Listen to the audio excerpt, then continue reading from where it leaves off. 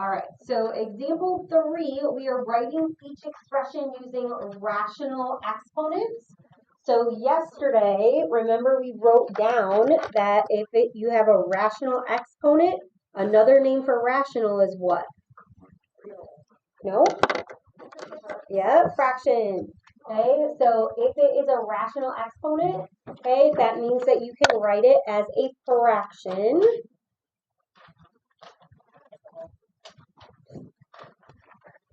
Okay, and based on what we did yesterday, I want you to give this a try. This is the 8th root of 13 to the 4th, and b is the 5th root of x. Okay, so I want you to rewrite those radicals so that there is a rational exponent.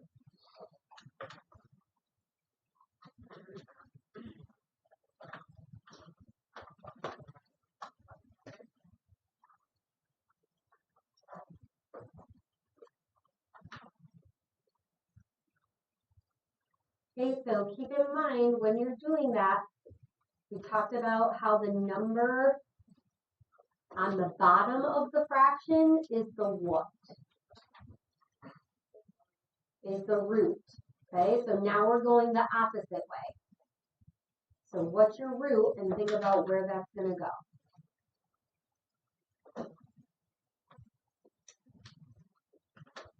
Okay, so what is our root for the first one? The 8th root, so 8 is going to go on the bottom of your fraction. And the power goes on top. 4/8 does reduce, so you are going to write that as 1/2. Okay, you are not going to write that as a square root because it does say that you're writing it with a rational exponent, so you're going to leave it. The only time you would go further is if you can simplify. Okay, and then for b, this is the 5th root of x. You can rewrite that as x to the 1/5. Okay, the power is 1 if you can't see it, x to the 1st. So you have x to the 1/5. Okay, and then for part C, we're going to do the cube root of 9x squared y to the 3rd. The cube root of 9x squared y to the 3rd.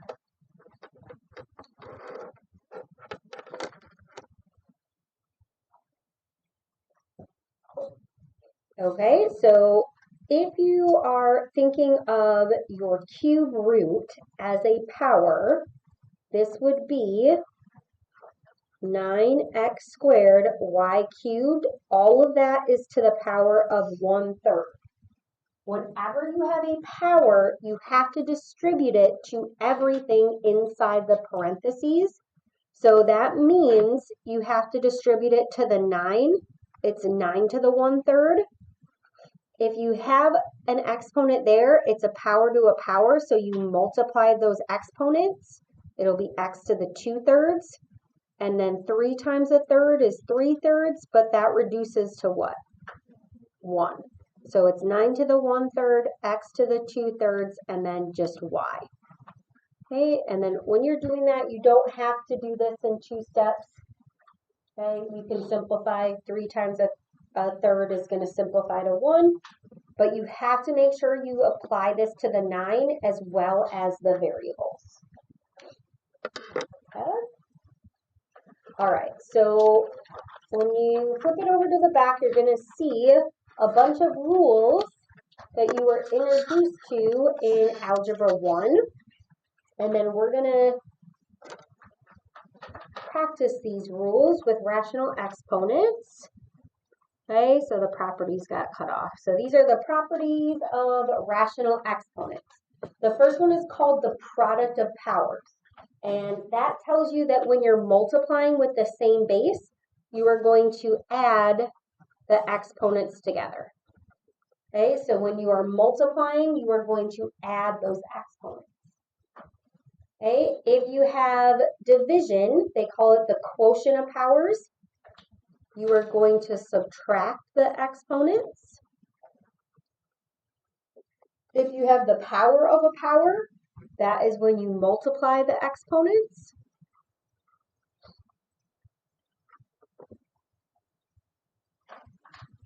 Okay, and then when you get here, you are distributing this power. If you have two factors multiplied together, you can distribute the m to each of them. So you distribute your exponents. And the same thing happens with division. You distribute that exponent. Okay, so a to the m over b to the m. Okay, and they do give you some good examples here about when you're adding, right? You add your fractions. If you have a common denominator, that doesn't always happen where you have one. Okay, and then there are some where you can simplify. Like when you have 25 to the 1/3, that's the cube root. So the cube root of 125 does simplify. Okay, so we're going to do some examples together. So I'm going to have you guys do this first one. So you have 5 to the 1/2 times 5 to the 2/3. And actually, I'm going to give you this one too. So 3 to the 2/3 over 3 to the 1/3. Oh, thanks. Okay, so I want you to do those two for me.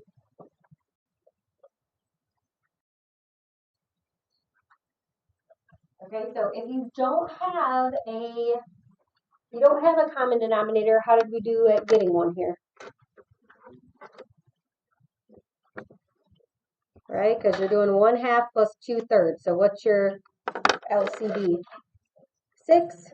Okay, so you have 5 to the 3/6 plus 4/6. So you get 5 to the 7/6. Great work. Okay, and you're going to leave it just like that.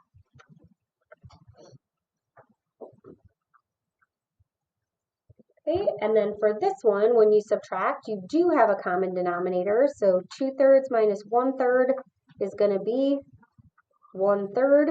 Okay, remember that this is the cube root. So if you have the cube root, if that was a perfect cube, you could simplify it. This is not a perfect cube though, so you're going to leave it as 3 to the 1/3.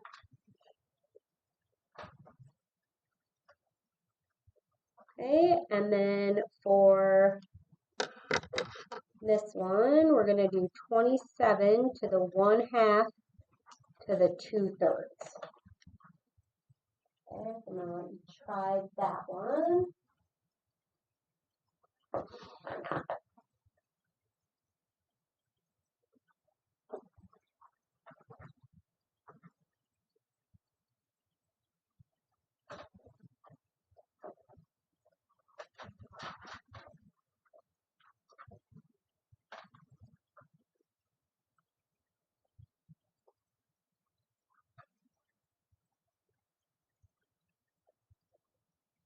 Okay, so we're going to multiply this together, right? So 1/2 times 2/3 is going to be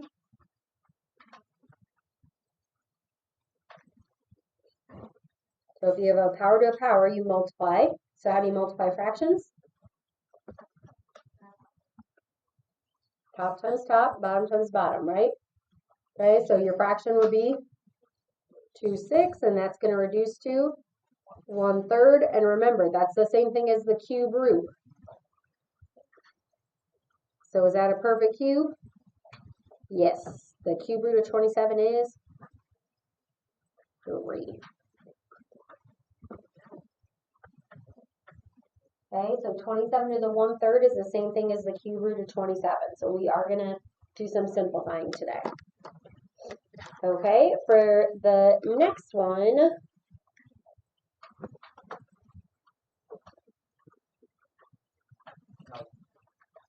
this is one where at the end I would like you to use your calculator for it, but most of what you're doing today is going to be no calculator stuff. So when you have 3/2, okay, and you have these two factors together, we're going to split it up. So you have 9 to the 3/2 and 64 to the 3/2. So the reason why that's useful is because if 2's on the bottom, it's a square root. This is the square root of 9 to the third power times the square root of 64 to the third power. And we know that the square root of 9 is 3, square root of 64, 8, 3 to the third, 27.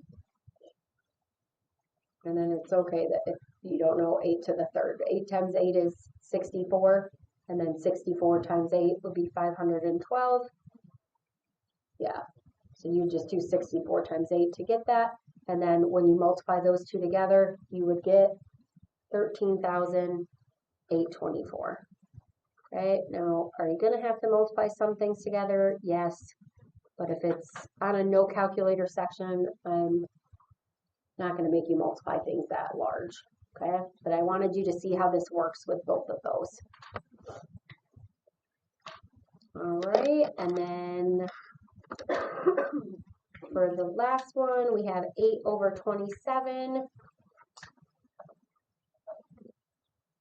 to the 1/3 power. Okay, 8 over 27 to the 1/3 power. Okay, so this means we're doing 8 to the 1/3 over 27 to the 1/3.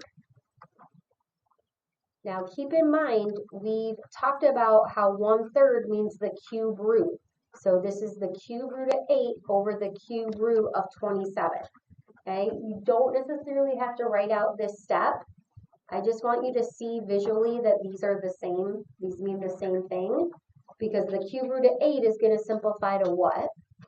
2, and then the cube root of 27, 3, so 2/3 is going to be your final answer.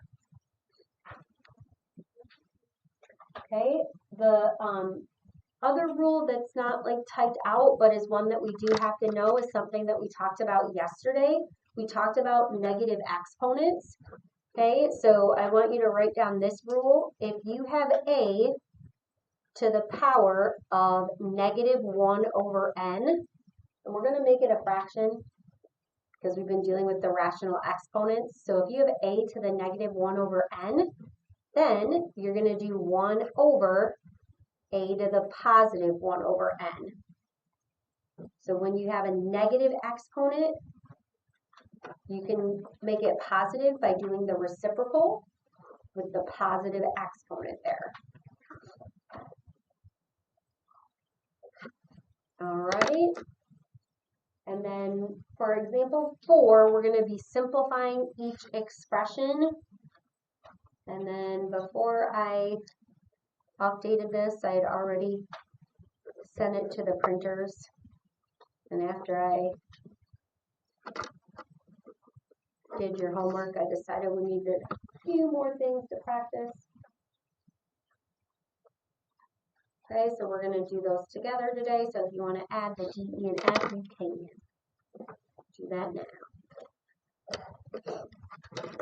All right, so you are going to be simplifying each one of these expressions. The first one is 7 to the 7/9 times 7 to the 11/9. B is 16 to the 3/4 over 16 to the 5/4. Okay, and I'd like you to do those two right now on your own. 11. Yep, so it's 7 to the 7/9 and then times 7 to the 11 over 9. Yep, it's 11 over 9.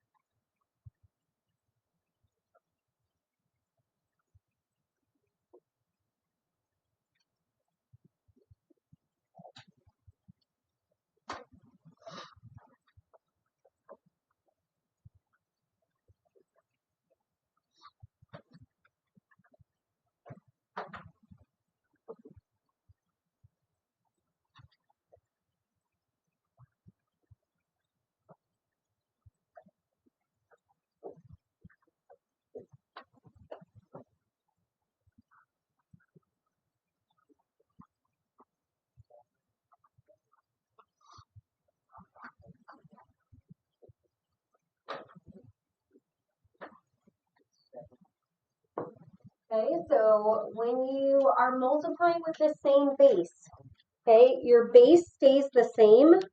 So it's going to be 7 to the power of 18 over 9 because you add them, okay, which is 7 squared, and that is going to make 49.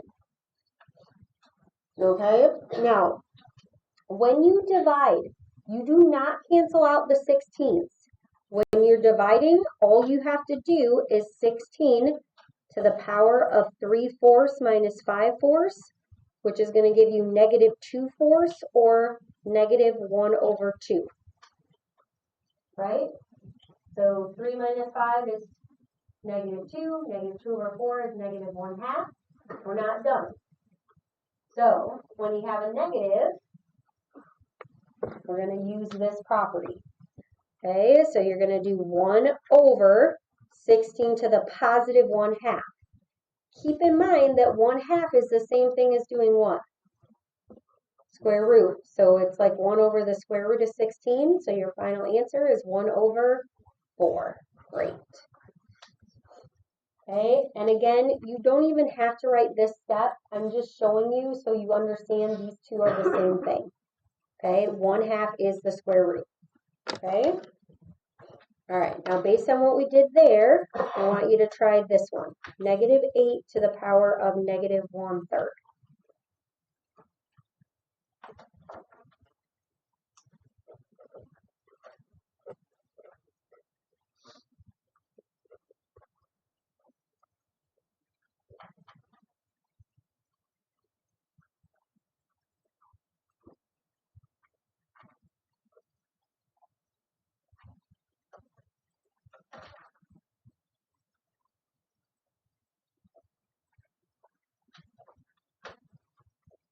Okay, so give a negative exponent. What's the first step?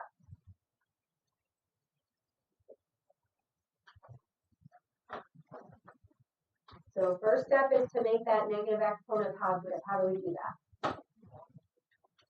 Put the 1 over it. Yep. Okay, so if we put 1 over the value, the base still stays negative 8. The only thing that's going to change is this. Okay, so it's negative 8 to the 1/3. Keep in mind that's the same thing as doing the cube root of negative 8. Okay, can we take the cube root of a negative? Yeah, you can. If it's odd, you can take the cube root, okay, but you couldn't take the 4th root, you couldn't take the square root, then it would be imaginary. But if it's the cube root, that means you have 1 over negative 2, okay, because negative 2 times negative 2 times negative 2 is a negative. You'll never have an even number of negatives that multiply to a negative, but you can have an odd number of negatives that multiply to a negative. Okay, so your final answer is negative 1/2. You can put the negative here, or you can put it in front. You can even put it on top for this. Okay, so anywhere you have that is fine. All right, and then let's look at D. So we have 16x to the 20th. That's in parentheses. It's all raised to the 1/4 power. So this is going to be similar to what we did in this rule. If you have 2 factors, you distribute that exponent. So that means this is 16 to the 1/4 times x to the power of, and if you do 20 times a 4th, right, you can reduce that. You can also think of this as the 4th root of 16, but do not put this in the radical. Okay, these two we distributed, so we're going to look at them separately. You either are going to remember what the 4th root of 16 is, or you're going to factor tree it. It's 2. Yep. Okay, so your final answer would just be 2x to the 5th.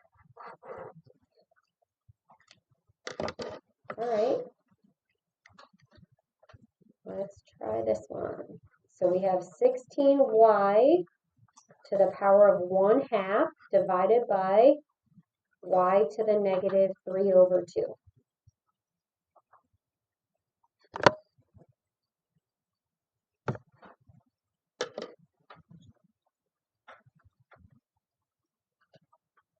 Think about where you want to start this problem. What are you thinking? What should we do first? Okay, so let's start at the numerator because that's where we have parentheses and that's where we have an exponent, right? So if we just look there, yeah, we can simplify that, right? We can simplify the top. Doesn't that look like almost exactly what we did here? Right? We're distributing it to two places. So I have 16 to the 1/2 and I have y to the 1/2. I'm going to keep the bottom the same for now. And then 16 to the 1/2 is the same thing as doing what? Yep. So when you take the square root of 16, that's going to simplify to 4. And then do you notice here, if you just really cover up the 4, isn't that one of our properties?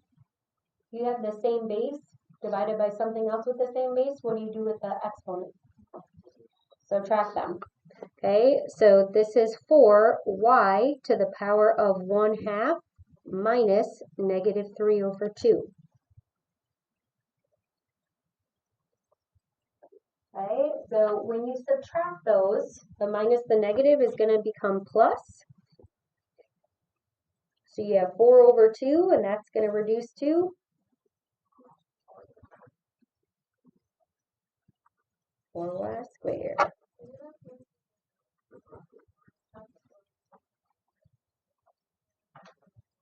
Oh yeah, that's fine. Yep, did you just do 16 and then y to the power? Yeah, yep, that's fine. Okay, and then for f, I'm going to do 64 to the power of -5/6.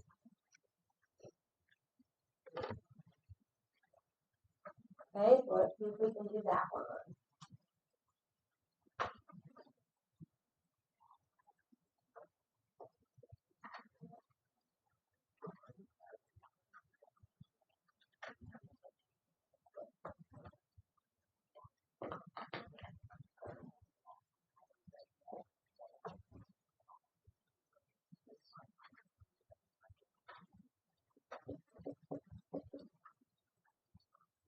Okay, so anytime you have a negative, first step is what?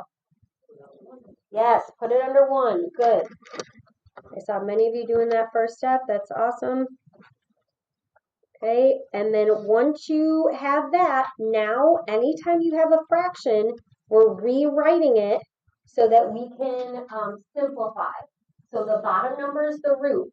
If you don't have a calculator, you are not going to want to do 64 to the 5th power, right? So that's why we do the 6th root of 64 first, then we raise it to the 5th power. All right, and don't stress out if you don't know what 64, the 6th root of 64 is off the top of your head. You do not have to. What you do have to know how to do is factor tree, okay? Because if you know that 64 is 8 times 8, which you do, and you know that 8 is 2 times 2 times 2, which you do, okay, then how many do you need in order for it to come out? 6. And how many do you have? 6. So then this is just 1 over 2 to the 5th. So your final answer is 1 over 32. Okay?